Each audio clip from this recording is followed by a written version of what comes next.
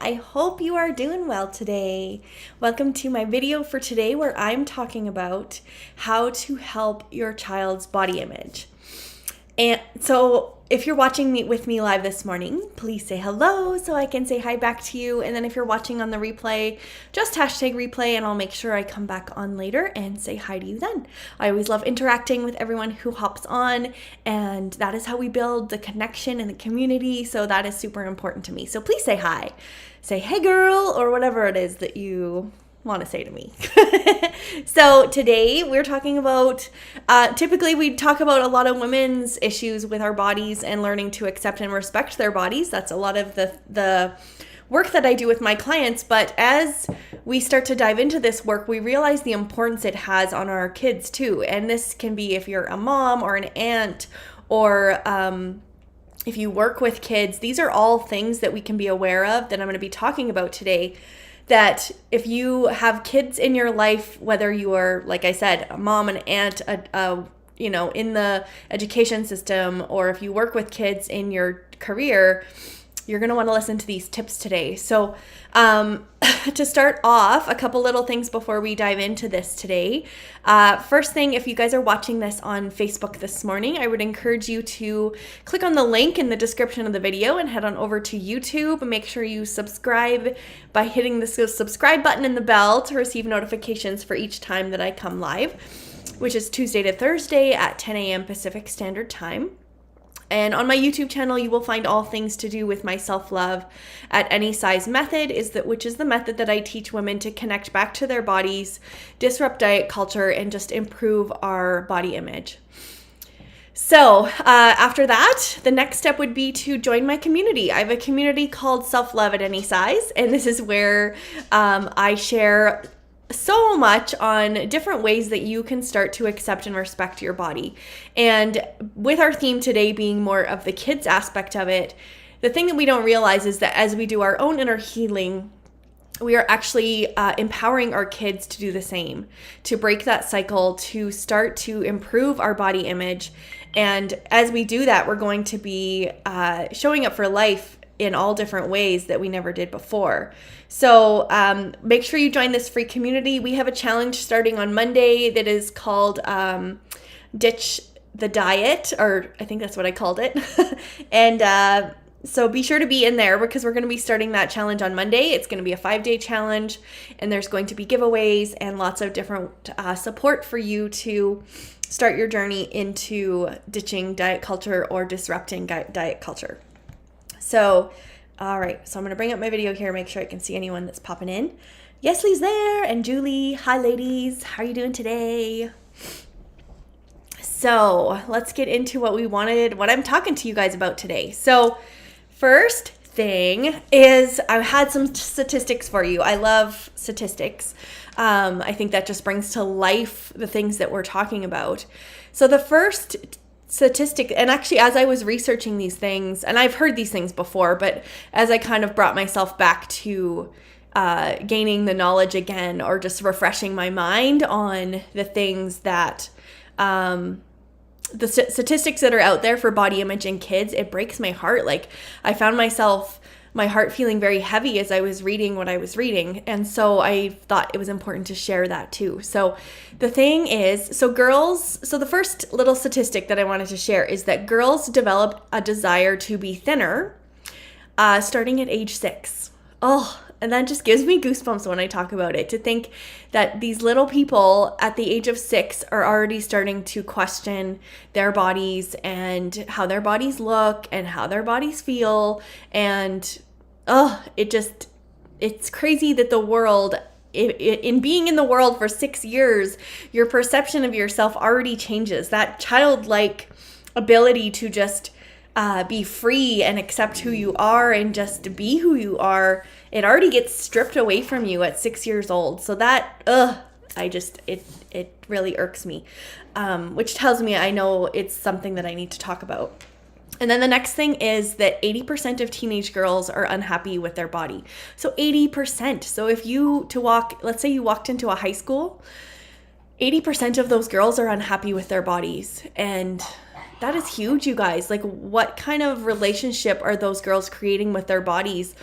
already at such a young age, like before they're even adults. So of course they're going to carry those thoughts with them into adulthood, because these things aren't really getting addressed either.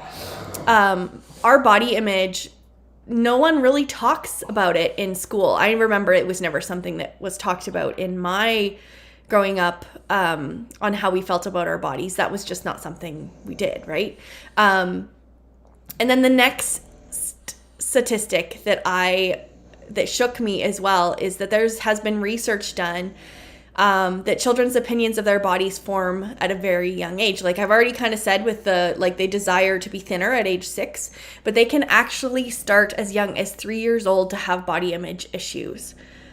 Oh, that's 3 years old. Like I know a lot of little 3-year-olds, and it's crazy to think that their body image could already be altered. And they have those thoughts about themselves. So anyway, so there are many things that influence how children see themselves.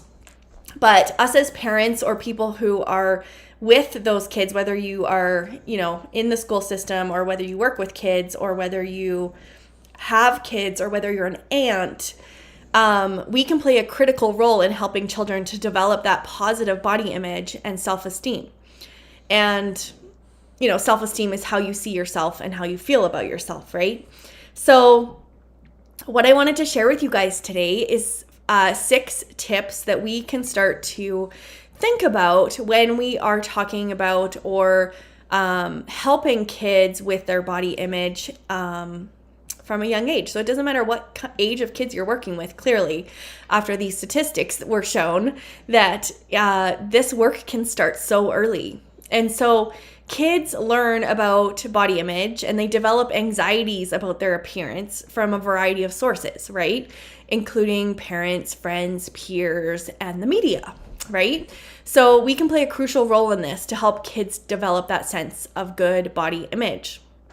And so I wanted to share these tips with you guys to help you hopefully start to break the cycle with the kids that you are around, right? Whether it's your own kids or kids that you work with. So Yesley says, same. I'm a mom to a 14, 8, and 3-year-old, and self-esteem is so tough for them. I know, and it's so sad. It's so sad that we can notice it now too, right? I feel like there is a shift happening, and us as moms or people in our age group, we can recognize these things already in our kids or the kids we work with or the kids that we're around, that it starts so young, and it's heartbreaking to watch, right? So hopefully these tips will help you guys. If you haven't thought of them already, it's just some things to ponder and some things to maybe start the conversation or start changing the narrative and breaking that cycle, and hopefully creating kids who have a better body image than we probably did at that age, right? So the first thing is to watch your words. So don't say things like, I look so fat in this, or I can't eat this because it will make me fat. So your child or the kids that you're around, they're listening and learning from you, right? So a really good resource that I've gone to a lot is Common Sense Media. And there was a study done that found that kids ages 5 to 8 who think that their moms are unhappy with their bodies, they were more likely to be dissatisfied with their own bodies as well. And then, really too, another thing that they said is that they showed confidence in your body as well as about yourself. So as kids 5 to 8 see what their moms are doing to their bodies, it really starts to show up with the kids, right? So if you have a bad body image and if you don't have any confidence, then as crazy as it sounds, your kids are picking up on those cues as well, right? Like they look up to us. They love us. We are their number one person, right? So, Yesley says, yes, there is more awareness now. Yeah, I totally agree. We have lots of work to do, but I think it is better than it was, right? So so that's really the first part, is just watching your language, watching how you're talking about yourself, because that is how your kids are going to think that they should be talking to themselves too, right? And then the second thing is to try not to focus on appearance. Don't talk about people's appearance and their bodies. So don't point out those things, and focus on more important things about a person, such as how kind they are, or how giving they are, or generous they are, whether they have good manners, or if they work hard. emphasize those things rather than focusing on one's appearance, right? Because once again, the things that you are doing and you are saying to other people, that's what your child or the children that you work with are going to be noticing, like, oh, that's how we talk to other people, or that's how we perceive people as we look at them and we judge them judge them based on their appearance, not on other qualities that are really important too, right? So moving on to my third tip for you guys is to emphasize exercise and nourishing your body, over-focusing on weight. So taking the focus and the emphasis off of weight and bringing it back to just emphasizing moving your body in a way that you love and nourishing your body with foods that make your body feel good. And really spending time doing those active things with your kids, either that you are your own or that you work with. Spending time doing active things like playing outside, riding bikes, going for a walk, going to the park. And then really with the nourishment part is really focusing on, getting your kids to start to listen to their bodies. And I know this is probably really hard at first, but just taking the basic thing of like, how does your body feel when you eat this food? Well, how does your body feel when you eat this food? And just really getting them to be their own, kicking that intuition in at a younger age is going to help them to stay connected to their bodies throughout childhood into adulthood. So really getting them to connect to those feelings of, well, how does your body feel, right? Like when you eat this food rather than that food. Like, for example, how does your body feel when you eat when you have a big slushie that's full of sugar? How does your body feel? It probably feels like, I know for me, my body can feel a little jittery sometimes if I have too much sugar. So I don't really like to do that too often. But, and then asking them, how does their body feel when they eat, a big bowl of fruit? Does their body feel better or worse? Like, so it's not saying that they can't have those things. And that's there's a whole thing to intuitive eating with that too. But, just for this purpose, just really starting to ask them questions about listening to their bodies and what that feels like and how their body feels when they move their body and they get outside. They probably feel really good, right? Yesley says, having fun with movement. Tag is super fun, especially if you have younger kids. My girls love racing me to clean or to the car. I love that. That's awesome. So our fourth tip for you guys is to scan their toys. This one is interesting. Take a look at the action figures in your son's toy chest, or Barbie dolls in your girls' room, or whichever boys or girls can play with either thing. So do the dolls in your daughter's room have proportions that are not humanly possible?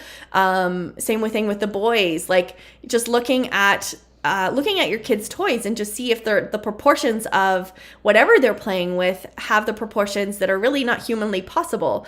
And so that is the thing that they always look up to and they're playing with so often, and they see the shapes of those things. And so really, as much as it may not be possible to totally get rid of these things, we can try and edit these toys out, or at least balance them with more realistic representations of the human body. And really the better yet thing would be to stock up on like board games and puzzles and books and stuff like that, right? So yeah, there's definitely a balance with that, and I get it that if your child loves Barbies, then you're probably not going to take them away. But and it's even having the conversation, right? Of does our bodies look like the Barbie doll's bodies? Well, no, it doesn't. So is that something that we should want to look like? Probably not. So it's really having the conversation, I think, is the most important thing with that. And then my second to last tip for you guys is to talk about gender and body stereotypes in ads and media.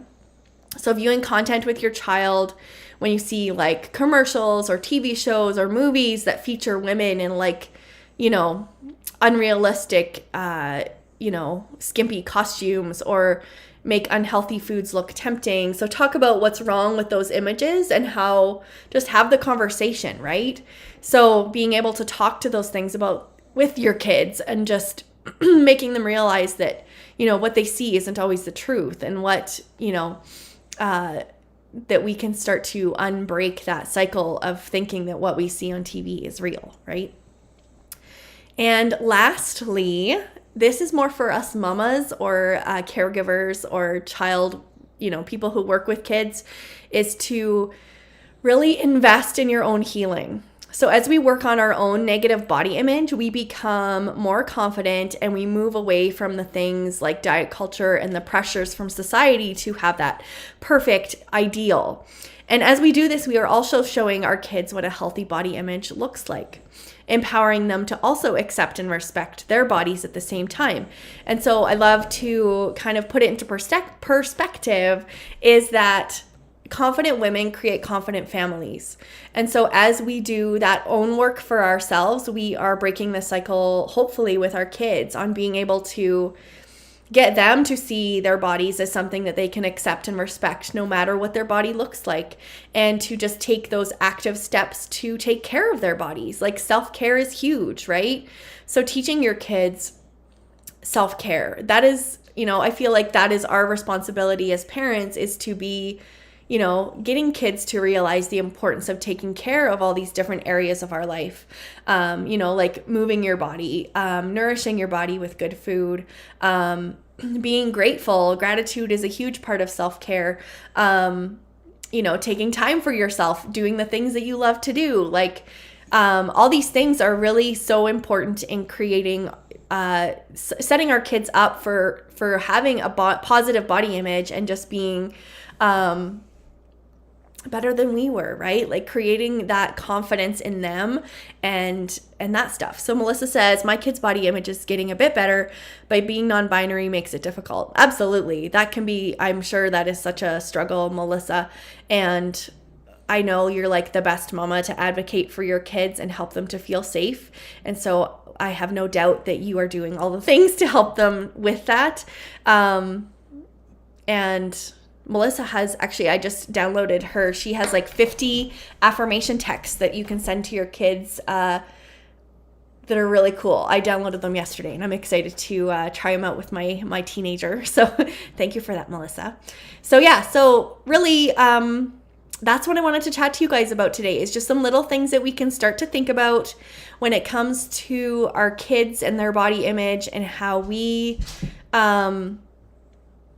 can show up for ourselves, which is then in turn showing up for our kids and allowing them to see us as their role model in a positive way of, accepting our bodies, respecting our bodies, connecting to our bodies, and really guiding them through that process at the same time. That's the cool thing about inner healing too, is yes, we are going through our own journey and we can take that time for ourselves, but it is actually really fun to involve your kids in that process too. I know lots of times my kids will sit down and journal with me. Not so much my teenager, but my younger one does sometimes. But it's really important for them to see you doing all these things, and they're gonna maybe take you up on one of those things of like, I really like this. Let's do this together. Tanya says, yes, mamas, let's love ourselves so our kids love themselves. Absolutely. All right, you guys, I spent way too much time on here talking with you guys today. I get so excited about this stuff. So I hope that was helpful for you guys. If you haven't already, you can download the guide. I have a free guide in the description of the video that is really just beginner steps on ditching diet culture. It's a really good way to just start to unlearn some of those things, which is another area that I'm super passionate about. So that is all, you guys. That's all I had for you. So download the guide if you don't have it already. Be sure to join my group if you're not in there. And if you have any questions, I'm happy to chat. And we will see you guys next time. Melissa says, I find those texts nice because some kids and teens feel uncomfortable hearing it directly. Love using it that way. Absolutely. I think it's a great way. Texting is definitely the way to communicate with our teenagers, right? So I love that.